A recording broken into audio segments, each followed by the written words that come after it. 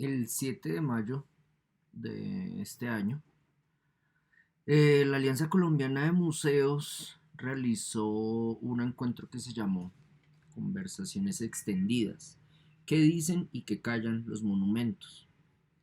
La pertinencia de esa reunión estaba marcada sobre todo por las acciones que había realizado el pueblo Misak respecto a esculturas dedicadas a fundadores de ciudades de origen español. Y básicamente ahí habría la presentación, la charla, perdón, la artista Liliana Angulo,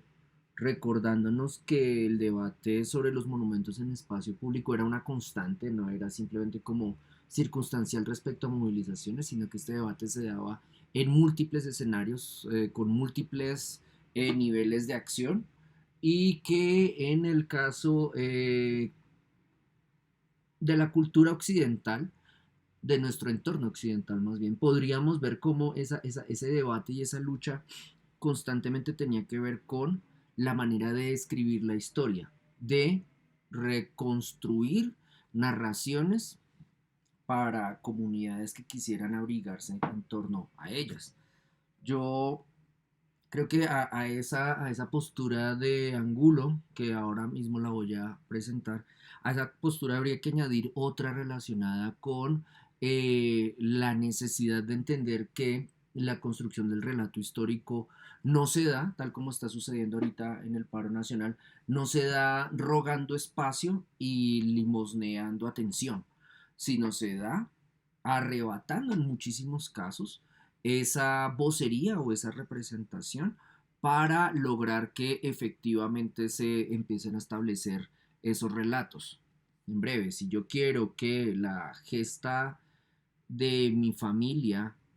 aparezca, sea historizada, me toca a mí realizar esa labor. No puedo esperar a que llegue una institución o que sea beneficiario de una iniciativa de una ONG para que se empiece a construir el relato de memoria de la familia en la cual aparecí. Y en ese sentido, estos debates se han dado de manera constante, siempre, perdón, siempre no, de manera periódica se refuerzan, y en algunos casos ese reforzamiento logra permanecer a lo largo del tiempo. En el caso de la constitución del espacio público del centro histórico de la ciudad de Bogotá, hay sobre todo como un gran influjo de las políticas de la Academia Colombiana de Historia. En otros escenarios, sobre todo yendo más hacia el norte de la ciudad, pegado sobre todo al eje de la carrera séptima, ya se empiezan a ver iniciativas más de índole privado corporativo o incluso de instituciones educativas. Y en otros casos no se sabe quién puso los adefesios. Por ejemplo, en el caso de la familia Gómez, la cabeza de Laureano Gómez, que está en la 92 con 30, que es una cabeza enorme de un gran hermano dispuesto, él lo estuvo en su momento, igual que ahorita Álvaro Uribe, dispuesto a destruir el país para perpetuarse. La cabeza de él o una, ¿cómo llamarlo? Un obstáculo puesto a lo largo de la carrera 11 que tiene, está coronado, es como un monolito que está coronado por un caballo que mira hacia el pasado, pues como todo el Partido Conservador colombiano. Ese es atribuido a otro de los Gómez, uno que murió asesinado también. Ese par de efesios, digamos, ya no dice como son iniciativa de quién y a quién pertenecen. Entonces les recomiendo cuando recorran la ciudad, pues además de protegerse de la policía, revisen, si llegan a esos espacios, revisen las placas que muestran como perdón, que documentan la instalación de ese par de mojones en el espacio público de ustedes y mío, para que entiendan a quién le corresponde la iniciativa. En el caso de las esculturas del centro histórico, esa iniciativa corresponde a un relato de construcción de nación donde básicamente eh, se establecen jerarquías respecto a quién debemos recordar y a quien incluso entre comillas nos debemos. Entonces dejemos por favor que hable Angulo. Digamos que este debate sobre la pertinencia de la presencia de estos monumentos, estos elementos simbólicos en muchos lugares, pues se ha venido dando desde hace ya mucho tiempo. O sea, realmente en muchos países han caído ya muchas esculturas. Está recientemente el caso de J. Marion Sims, que era el padre de la ginecología, que hizo muchos experimentos con mujeres esclavizadas que se consideran, digamos, como, o se consideraron como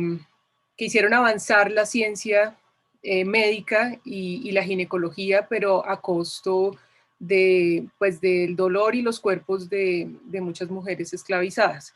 Entonces, esas esculturas se han removido de lugares como el Central Park en Nueva York, en diferentes estados en Estados Unidos, o también está el caso de la escultura de Pizarro, que también fue removida ya hace varios años, eh, pues de la plaza principal en Lima y fue reubicada en otro lugar.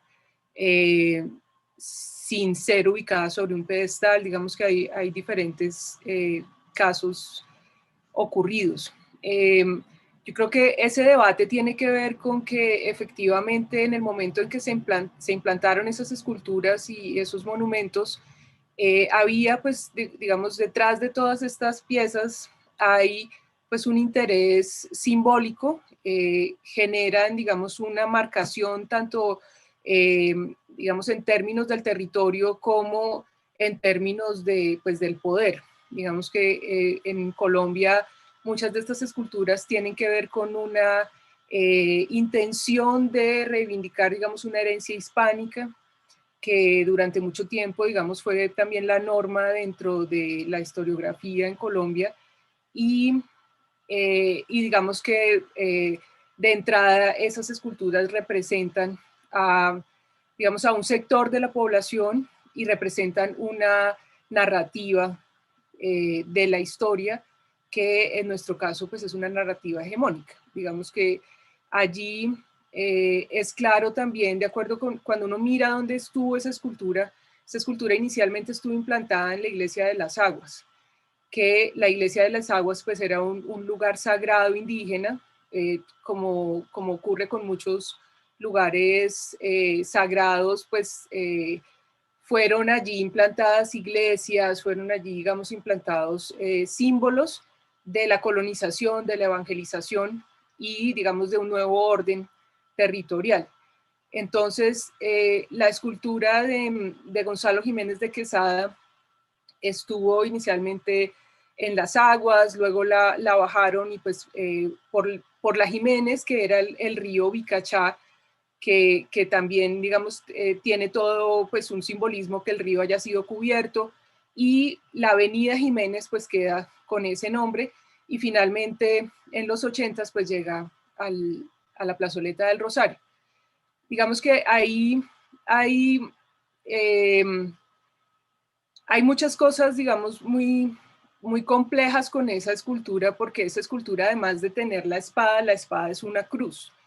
Entonces tiene o sea, la espada está marcando el lugar y con eso, pues, la colonización y la evangelización. Eh, digamos que ha habido todo, pues, una instrucción a partir de la educación en la escuela, en la primaria. O sea, yo creo que todos nosotros colombianos vimos la historia de estos conquistadores como nuestra historia, era lo que nos contaban en el colegio, y que era además una historia no, digamos que no cuestionaba y que también era, como decía, un poco romantizada respecto a, digamos, a los beneficios de la colonización, a cómo nos trajeron la lengua y toda esta idea pues de los indígenas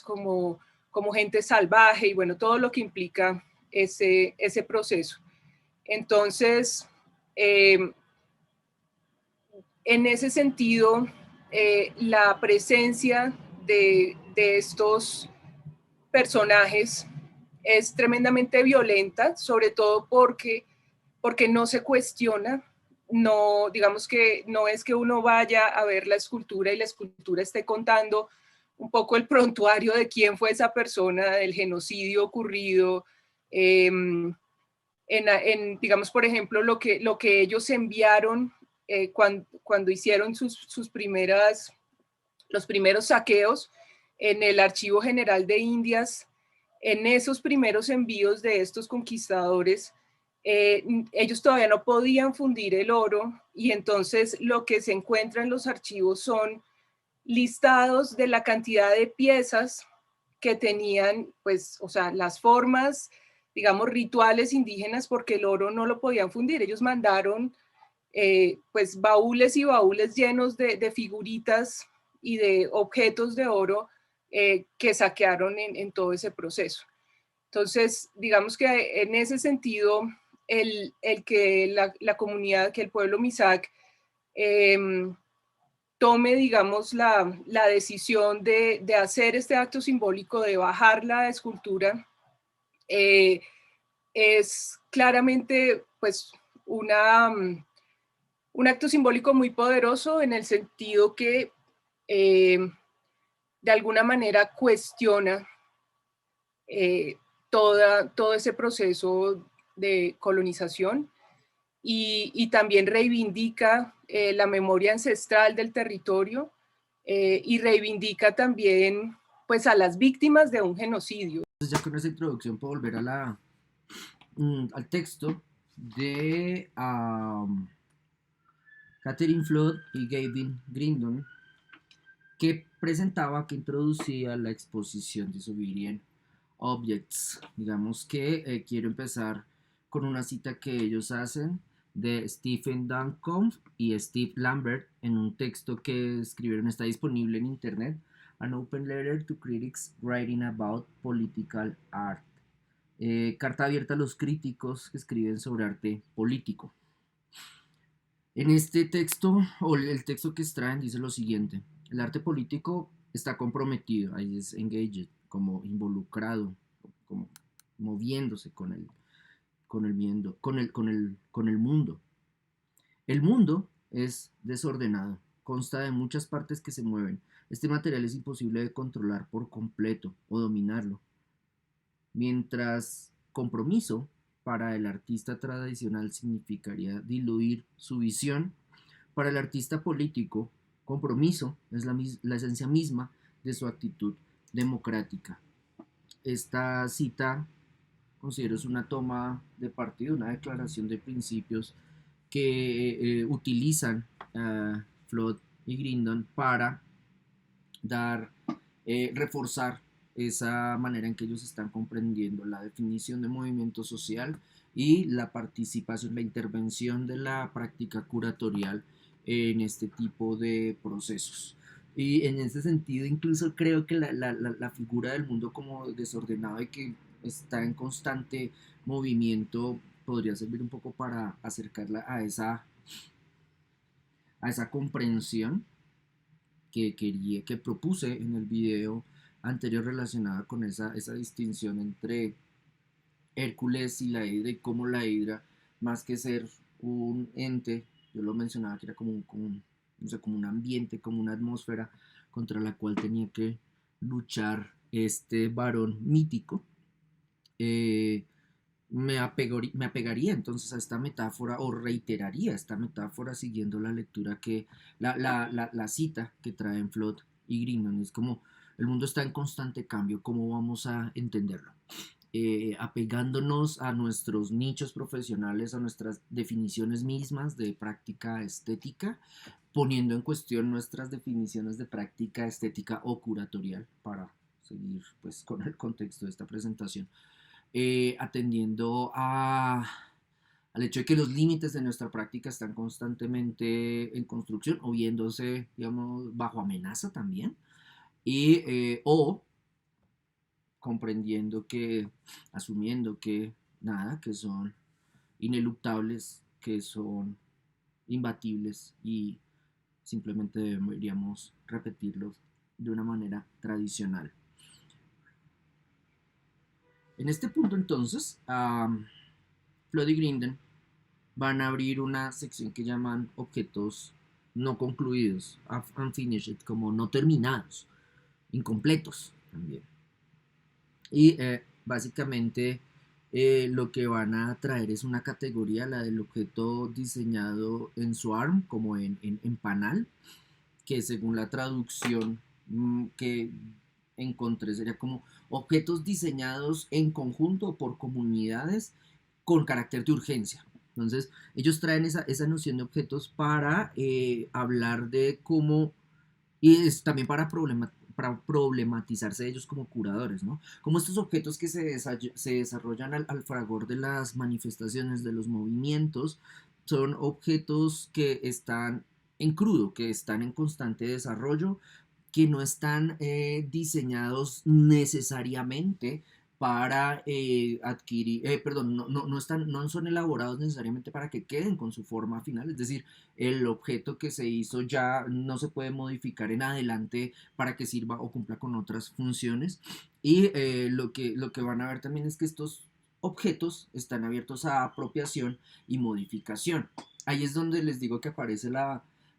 pregunta que vuelve constantemente respecto a, bueno, ¿cómo hacemos nosotros con esos objetos? ¿Los vamos al espacio público y los atrapamos, casi como en una labor de cacería o de safari que opta por el asesinato, en este caso simbólico? Vamos y atrapamos esos objetos, los extraemos de su contexto, los llevamos al museo y evitamos que esas comunidades que los diseñaron sigan interactuando con ellos, o cómo nos vamos a relacionar con estos objetos. Entonces, en principio, optan por destacar el hecho de que estos objetos poseen, y aquí la categoría del just, del solo poseen, a mí me parece problemática, pero dicen que estos objetos solo poseen significación en el contexto donde aparecen. El contexto completa los objetos. Entonces ahí es donde digo que solo ahí esa circunstancia se da, me parece, insisto, incluso pragmáticamente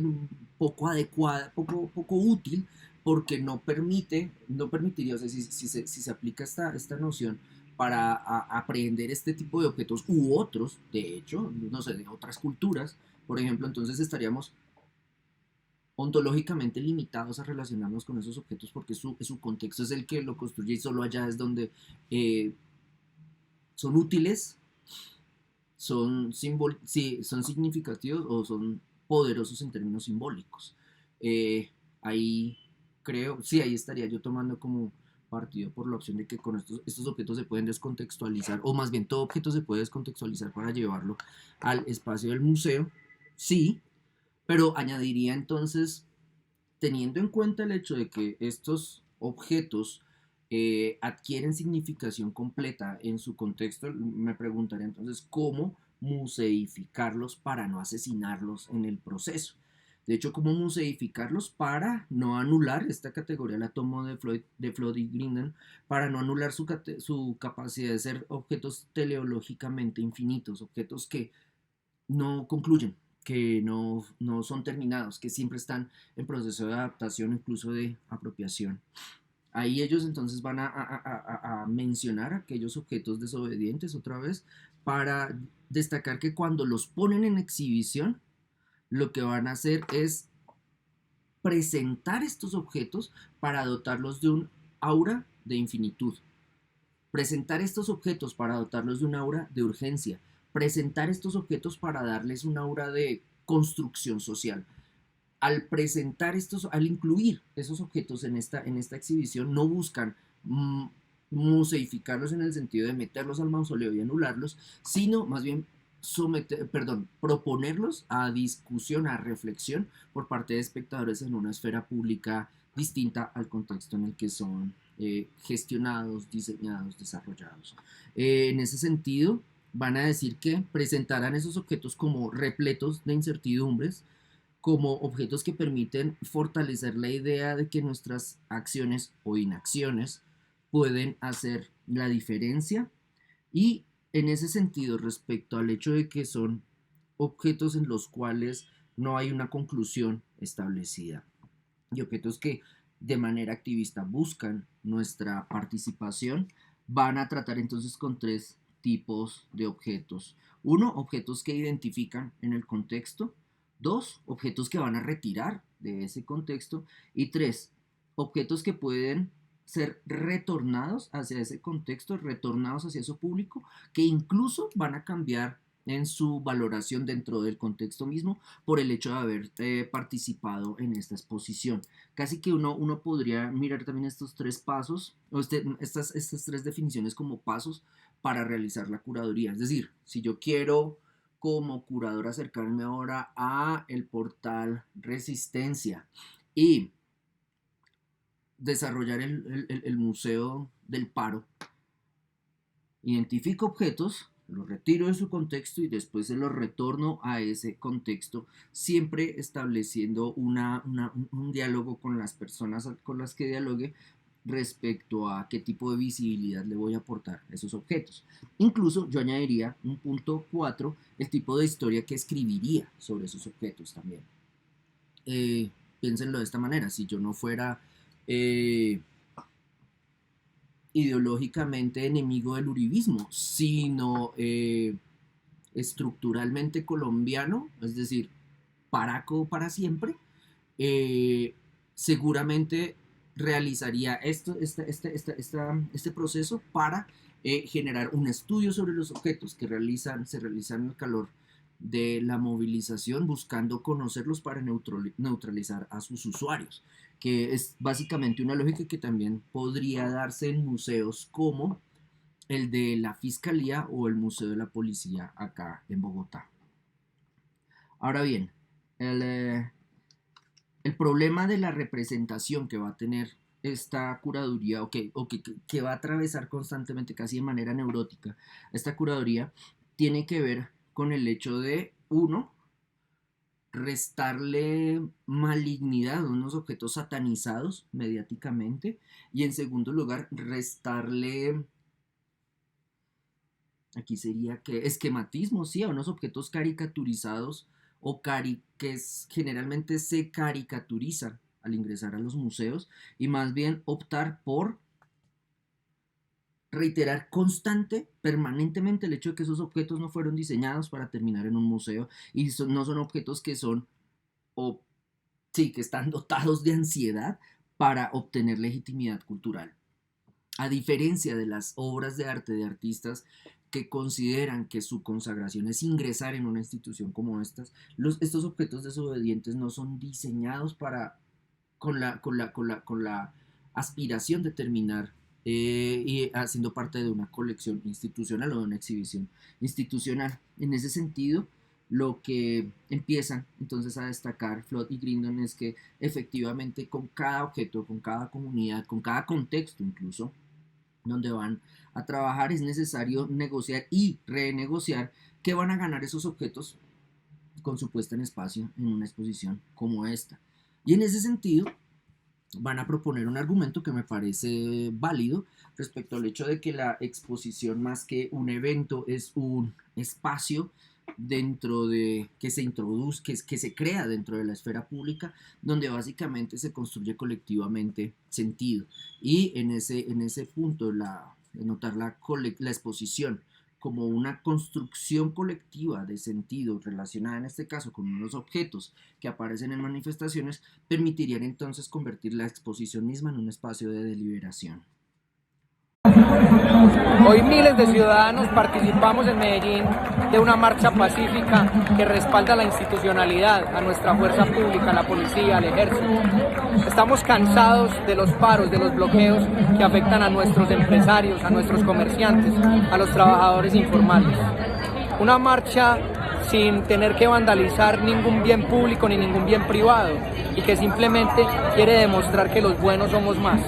No vi a ningún policía aporreando a ningún ciudadano, no vi ninguna actuación ilegítima del SMAT, porque cuando marchamos en paz, cuando pedimos que se respeten nuestros derechos y respetamos a los demás, la violencia no tiene por qué estar presente, ni por parte de las personas que marchamos, ni por parte de las autoridades de la fuerza pública. Así que vamos a seguir defendiendo la democracia y creyendo en la institucionalidad.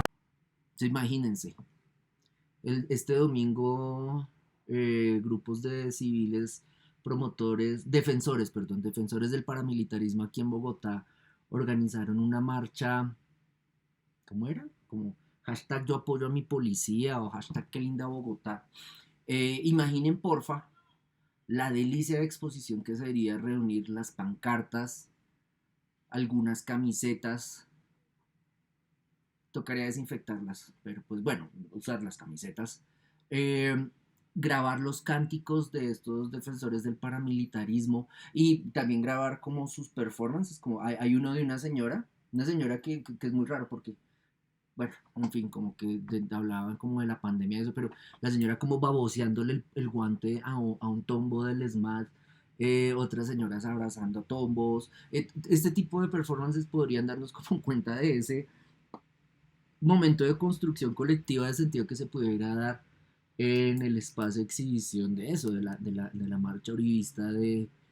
ayer 30 de mayo. Y cómo podría ser utilizada esa exposición para apoyar, y aquí estoy como buscando como el esguince curatorial perverso, cómo podría utilizarse esa exposición para apoyar al paro nacional. Y básicamente lo que estarían mencionando acá, perdón, para hacerlo yo podría utilizar esta recomendación, lo voy a tomar como recomendación, que hacen Freud y Grindon respecto al hecho de negociar y renegociar, qué es lo que puede ganar este tipo de objetos con su puesta en espacio, y por supuesto como el curador, en este caso una persona que está en contra de la promoción y divulgación del modelo paramilitar como única posibilidad de sociabilizar en este lodazal de sangre. Considero que también mi sesgo ideológico podría afectar esa negociación y por supuesto, lo asumo, por supuesto va a tomar partido respecto a aquello que habría de presentar. No sé, por ejemplo, ahí entraría mi sesgo podría haberse puesto en duda o en solfa, incluso como que se podría haber una burla o un cuestionamiento por parte de los objetos mismos respecto a esa aspiración que yo tengo por ser como tan claramente sesgada respecto a una pancarta que estuvo circulando el día de ayer, donde su autor hacía uso de una ironía que exigía varias capas de lectura respecto a lo que él ponía. Y es que esa persona performó, se vistió pues con el atavío de los promotores del paramilitarismo, camiseta blanca, creo que había gente con Crocs, sí, camiseta blanca sobre todo, ese era como el distintivo, entonces tenía como su distintivo y una pancarta que decía que yo defiendo el derecho del ministro de Defensa a asesinar con impunidad en el paro nacional.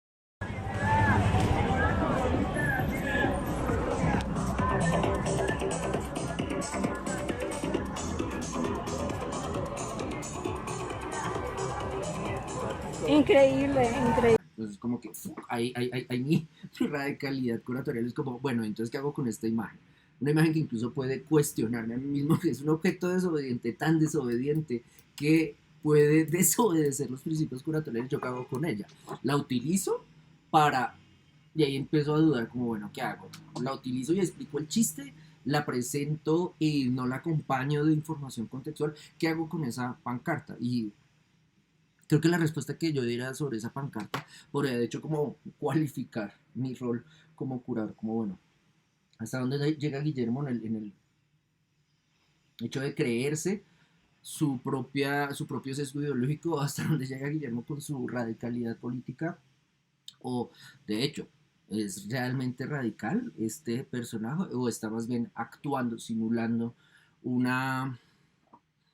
performance de posición política cuando básicamente lo que quiere es otra cosa? Un objeto como esos, insisto, como esa era una cartelera, un objeto como esa cartelera, como esa pancarta dentro de la exposición que yo haría sobre la marcha de promotores del paramilitarismo ayer 30 de mayo acá en Bogotá podría perfectamente convertirse en el esguince y en el talón de Aquiles de toda mi exposición si no soy capaz de negociar y renegociar quién, aquí diría quién o qué puede ganar con su puesta en espacio. Ok, respecto a la organización espacial, entonces, que proponen a Flood y Grindel, básicamente van a proponer objetos, van a distinguir objetos que no se van a distinguir de manera formal, no es como objetos, aquí de hecho formal o material, objetos realizados en cartón, objetos realizados en madera, objetos realizados en metal, o objetos cilíndricos, no, eso no les interesa. A ellos lo que les interesa es, y aquí me llama la atención esa estrategia, lo que les interesa es la estrategia política o el dispositivo político en el que participan. Entonces, ahí van a distinguir 4 tipos de objetos. Los objetos que van a ser eficaces en la acción directa, los objetos que van a permitir alzar la voz o tomar la palabra, los objetos que van a configurar una producción, más bien no creación, una producción de mundos, y objetos que hagan un llamado a la solidaridad. Respecto a los objetos de acción directa, los van a mencionar, los van a categorizar como objetos usados en actos de empoderamiento, por ejemplo, para obstruir el poder o para ralentizar el poder. Si trabajáramos con la primera línea del portal de la resistencia, estos objetos podrían ser escudos, así incluso abollados, sí, de hecho mejor si están abollados porque tendrían una mayor carga respecto a la lata misma, latas que han sido utilizadas para protegerse de los disparos que hace el SMAT o en el sentido de la ralentización de poder, objetos que han sido utilizados para obstaculizar la movilidad de los cuerpos policiales asesinos, que en el caso nuestro, digamos que para el caso del portal de la resistencia, más que objetos, lo que se ve sobre todo es sujetos poniendo el cuerpo. Entonces, perdón, más que barricadas, lo que se ve es sujetos poniendo su cuerpo. En este sentido, no, yo no contaría tanto con barricadas como con las latas y los pedazos de madera que han utilizado los jóvenes de primera línea para defenderse de las balas del SMAT y de policías. Aquí todavía no de civil, pero ya vienen, están en camino, gente. Y también valdría la pena destacar respecto a la acción directa qué otros objetos podrían aparecer, qué otros objetos podría incluir yo. Rocas arrojadas contra el policía asesino, y también estos señalizadores que utilizan para obstaculizar su vista, pues para boicotear el intento de asesinar, de disparar hacia el cuerpo de los manifestantes por parte del policía asesino. Y en otros casos incluso utilizaría esto, porque ya lo he visto en otras manifestaciones, escudos que se le capturan al SMAT y que son intervenidos para, por ejemplo, hacer solfa del SMAT para burlarse de ellos. Entonces, sí, como que estos objetos serían como los que se utilizan o se hacen significativos en las refriegas. ¿Cuáles utilizaría entonces? Respecto a los objetos que permiten alzar la voz o tomar la palabra, aquí, bueno, voy a definirlo, pero después trato de contextualizarlo para el paro nacional. Básicamente se trata de objetos que permiten transmitir mensajes, en el caso de Flood y Green, estrategias, y van a manejar también estrategias de comunicación de guerrilla o experimentos con medios tácticos. Respecto a estos objetos para el caso nuestro, yo los dividiría más que en objetos, en imágenes. Las imágenes realizadas en el espacio público, de hecho me tocaría documentarlas, y ahí me llama mucho la atención cómo el uso de drones ha servido para generar imágenes cenitales, sí, cenitales respecto a grandes murales que se han hecho en el piso.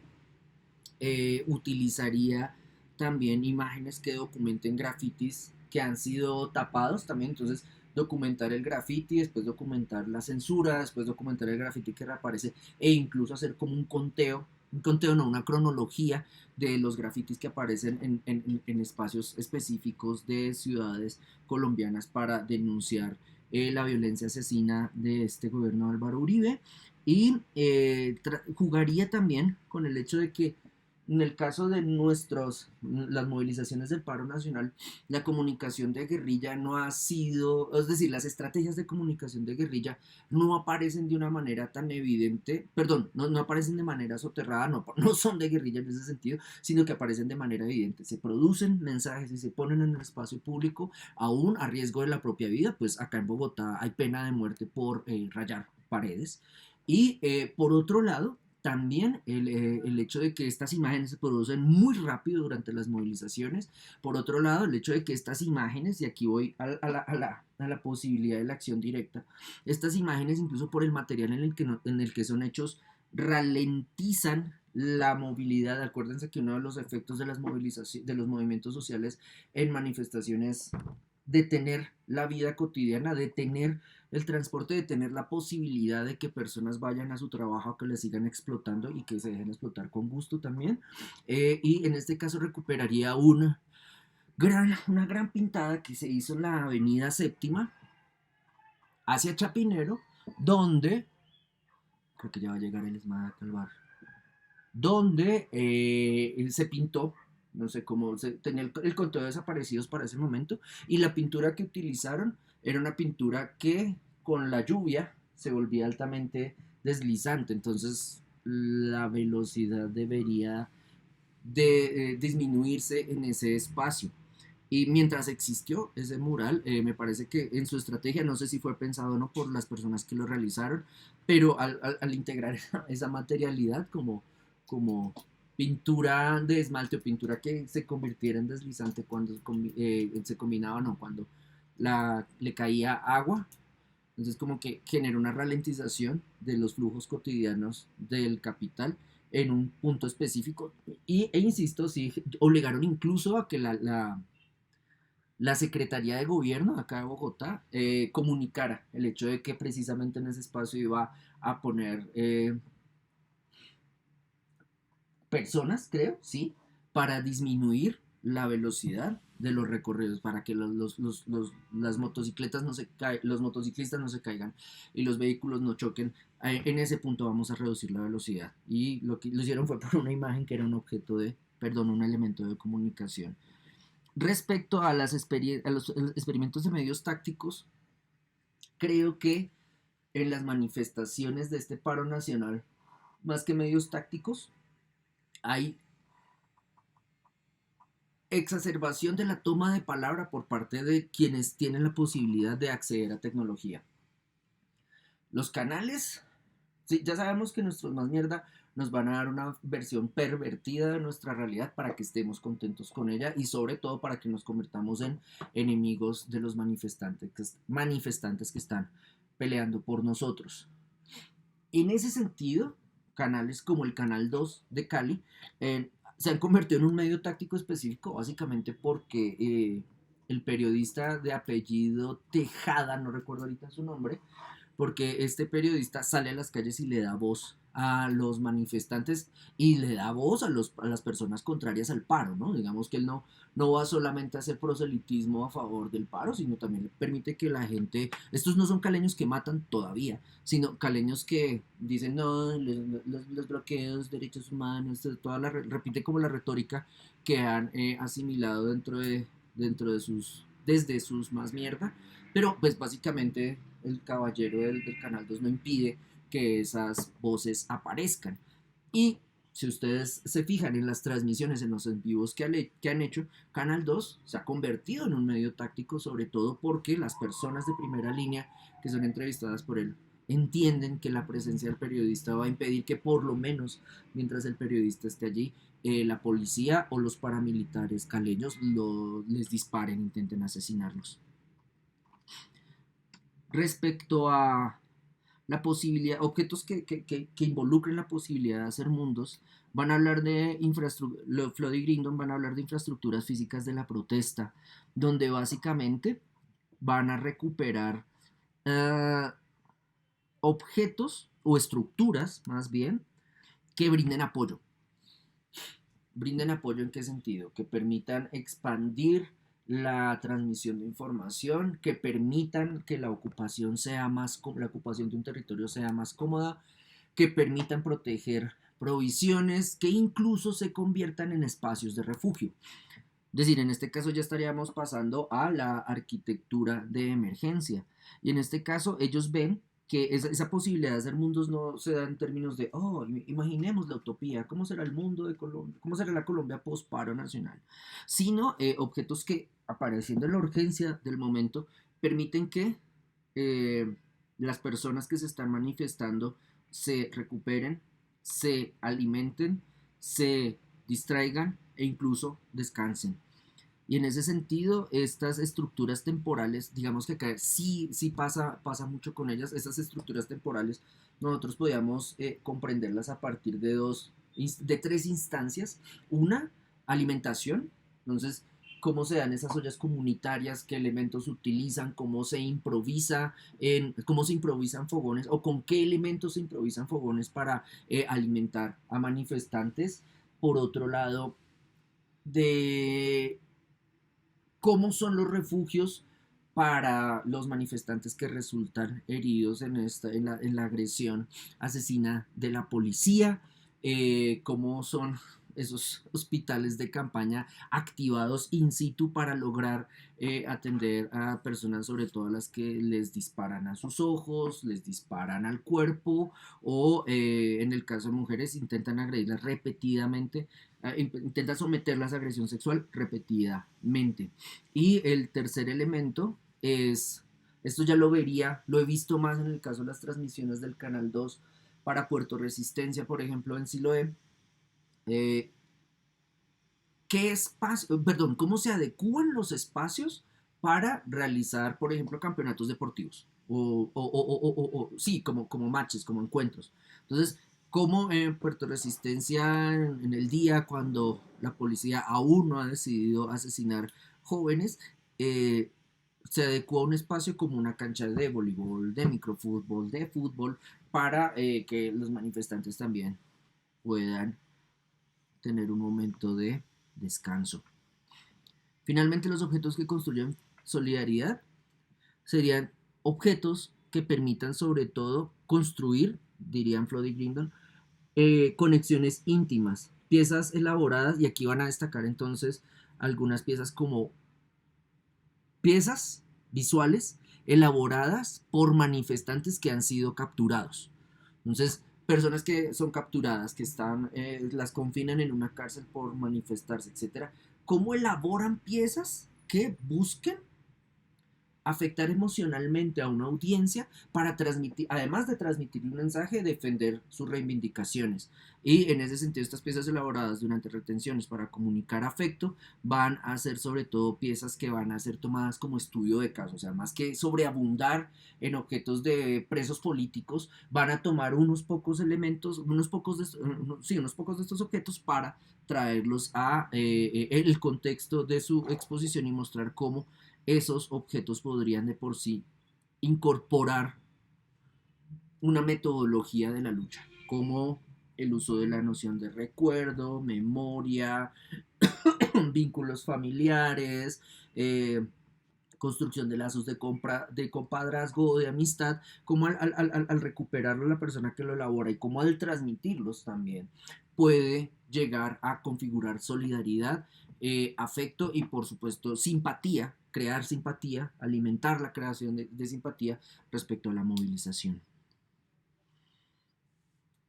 Entonces, para terminar esta introducción, básicamente, Flood y Grindon van a hablar de la metodología que utilizaron, una metodología que manejaba tres componentes. El primero, no llegar a investigar sobre las comunidades, eso sería espionaje. Segundo, invitar a miembros de la comunidad como asesores expertos de la curaduría. Tercero, permitir que estos asesores expertos reformularan lineamientos curatoriales previamente establecidos, a quienes entonces contemplaban como expertos, a productores, a participantes del movimiento e incluso a académicos comprometidos. Aquí yo añadiría para el caso colombiano, incluso periodistas que hacen reportería comprometida, sobre todo en Cali. Y básicamente, en torno a la museología que van a proponer,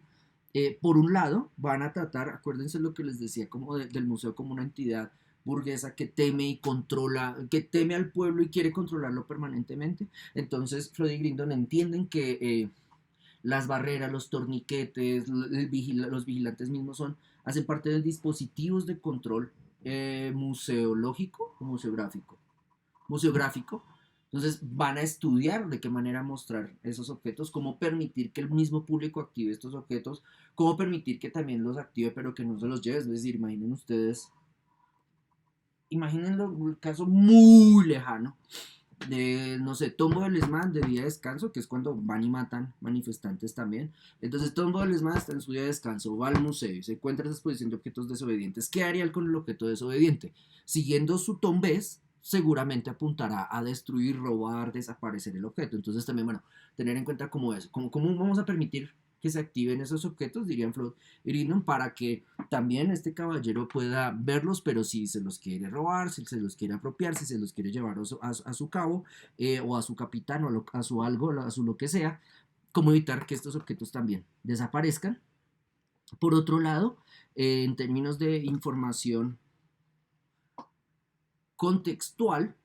van a aparecer, sí, los consabidos textos curatoriales y en muchísimos casos van a permitir la presencia de declaraciones de sus productores o de personas presentes en el contexto donde estos objetos son producidos.